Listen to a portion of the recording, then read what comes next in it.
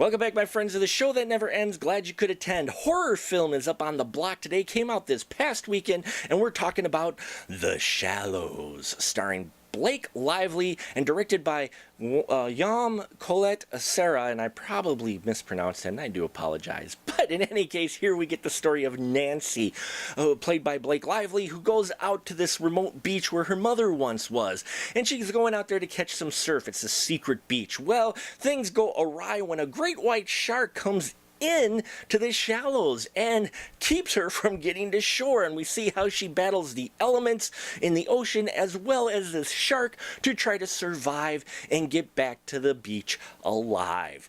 That's a basic, it's a basic story, okay? Person stranded facing shark. But I gotta admit that I really dug most of this film. It was enjoyable. It was a decent thriller. It gave you some edge of your seat moments, and Blake Lively puts in probably one of the best performances we've seen her as. I mean, most of the film is just her on a rock and around surrounded by water and a CGI shark. But she does very well in selling this point of, watching her suddenly come to the realization she may not get out of this alive. And I really enjoyed the progression of her character and, for the most part, the decisions that she makes. It does make the ocean seem a bit violent again and a bit dangerous, and I like that as well. They kept the water, we get a little too comfortable sometimes in the ocean. Now, and it's appropriate that it was released just before Shark Week, as you can tell, but really, it is her performance that really sells us. Another thing that sells us is the cinematography in here by Flavio Martinez Labiano.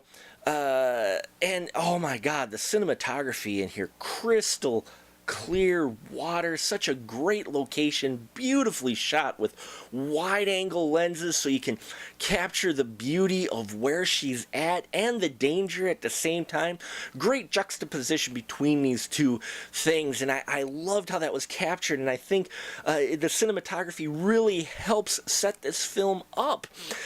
So, the way it's edited too, it doesn't have a lot of fast cuts, but you do get the progression of time.